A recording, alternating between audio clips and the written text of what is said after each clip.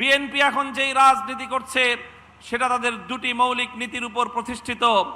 একটি হলো সুবিধাবাদের রাজনীতি, আরেকটি হলো দ্বিচারিতার রাজনীতি। আপনারা যেই কথা বলছেন জুলাই সনদ অক্ষরে অক্ষরে বাস্তবায়ন করবেন, এটা মূলত জনগণের সঙ্গে নতুন করে আরেকটি প্রতারণা এবং ভাওতাবাজি। আমরা বলতে চাই, এই মুনাফিকি করে দ্বিচারিতা করে একবার গাং পার হতে পেরেছেন, ভবিষ্যতে আপনারা জাতির কাঠগড়ায় আসামি হিসেবে চিহ্নিত হয়ে যাবেন। জুলাই যোদ্ধারা বাংলাদেশে আবার জুলাইয়ের মতো নতুন করে আরেক সংগ্রামে নামবে ইনশাআল্লাহ।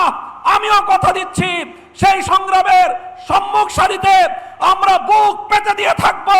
শাহাদাতের রক্তের নজরানার যদি প্রয়োজন হয়, আমাদের শাহাদাতের নজরানা যাবে। বাংলার মানুষকে মুক্ত করে ছাড়বো ইনশাআল্লাহ। আলহামদুলিল্লাহ ওয়া কাফা ওয়া সালামুন আলা ইবাদিহিল্লাযীনা ইসতাফা। আউযু বিল্লাহি মিনাশ শাইতানির রাজীম। বিসমিল্লাহির রহমানির রহিম। ওয়ালা তাহসাবান্নাল্লাযীনা কুতিলু ফী সাবিলিল্লাহি আমওয়াত বাল আহইয়াউ ওয়ালাকিন লা তাশউরুন। সাদাকাল্লাহুল আযীম।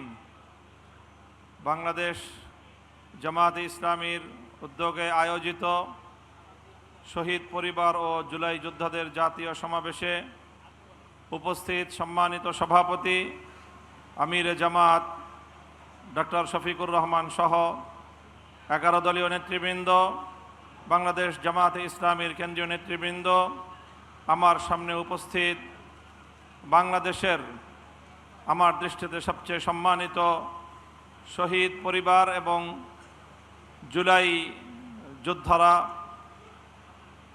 আমি আপনাদের সকলের কাছে কৃতজ্ঞ ব্যক্তিগতভাবে এবং আমাদের অঙ্গন থেকে, ইসলামী অঙ্গন এবং আলেম সমাজের পক্ষ থেকে জুলাই শহীদ এবং জুলাই যোদ্ধাদের প্রতি আমরা কৃতজ্ঞ।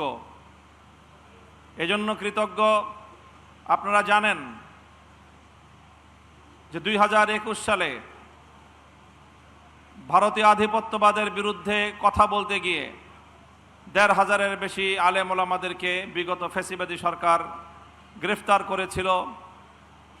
তার মধ্যে সবচেয়ে তাদের জন্য আতঙ্কজনক আসামির নাম ছিল মামুনুল হক। 3 বছর পর্যন্ত আমাকে কারাগারে বন্দী করে রাখা হয়েছিল। 2024 সালের 3রা মে মুক্তি পেয়েছিলাম, তবে সেটা ছিল শুধু বাহ্যিক মুক্তি। মুক্তি দেওয়ার আগে তারা আমার নাকে রশি বেঁধে আমাকে নিয়ে তামাশা করেছে, ছেড়ে দিয়েছে কিন্তু নাকের মধ্যে রশি বাঁধা ছিল। শুধু একটা দিন একটা মামলার আসামি মামলায় হাজিরা দিতে যেতে পারিনি। আবেদন করেছিলাম যেন জামিন বহাল রাখা হয়, সঙ্গে সঙ্গে জামিন ক্যান্সেল করে দিয়ে গ্রেফতারি পরোয়ানা জারি করা হয়েছিল। বুঝতেই পারেন কি ভয়াবহ দুঃসহ পরিস্থিতিতে আমরা তখন ছিলাম।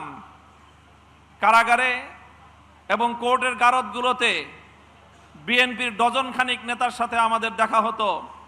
2024-এর জানুয়ারিতে যখন নির্বাচন হয়ে গেল, এই বিএনপির নেতারাও তারা হতাশায় মুষড়ে পড়েছিল।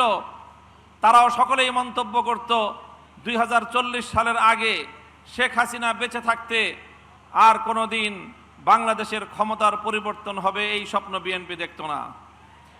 কিন্তু আজ 2024-এর জুলাই বিপ্লবের আমাদের বীর শহীদানরা রক্ত দিয়ে যে মুক্তি এনেছে, যেই স্বাধীনতা এনেছে, 5ই আগস্ট হঠাৎ করে বিএনপি সেই শহীদানদের প্রতি, স্কুল কলেজের কোমলমতি আমাদের বীর শহীদ সন্তানদের প্রতি শ্রদ্ধা জানানোর পর দিন থেকে জুলাই বিপ্লবের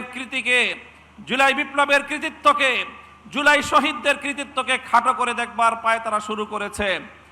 তাই আজ এই পর্যায়ে এসে আমরা বলতে চাই, বিএনপির সাথে অনেক কথাবার্তা হয়েছে।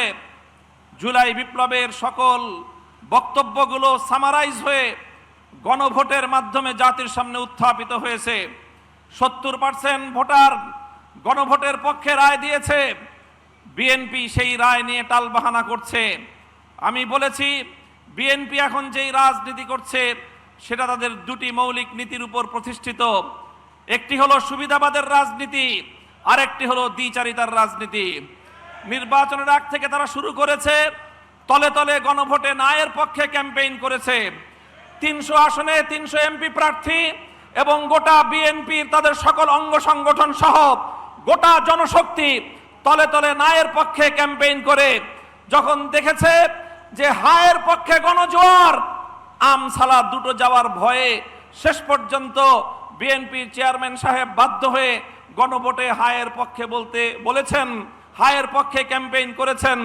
কিন্তু যখনই তারা বৈতরণী পার হয়ে গিয়েছেন, সঙ্গে সঙ্গে সেই জাতির সঙ্গে কৃত অঙ্গীকার বিএনপি চেয়ারপারসন ভুলে গিয়েছেন।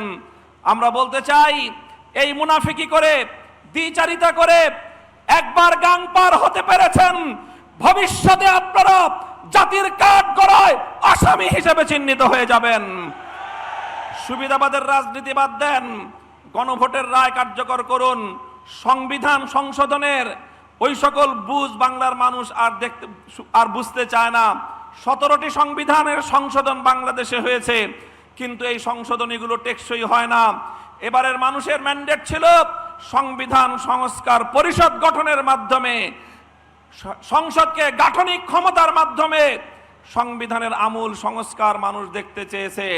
আপনারা যেই কথা বলছেন জুলাই সনদ অক্ষরে অক্ষরে বাস্তবায়ন করবেন, এটা মূলত জনগণের সঙ্গে নতুন করে আরেকটি প্রতারণা এবং ভাওতাবাজি। আপনারা জুলাই সনদের স্পিরিট বাস্তবায়ন করতে চান না, আপনারা আপনাদের নোট অফ ডিসেন্ট গুলো জাতির উপর চাপিয়ে দেওয়ার পায়তারা চালাচ্ছেন।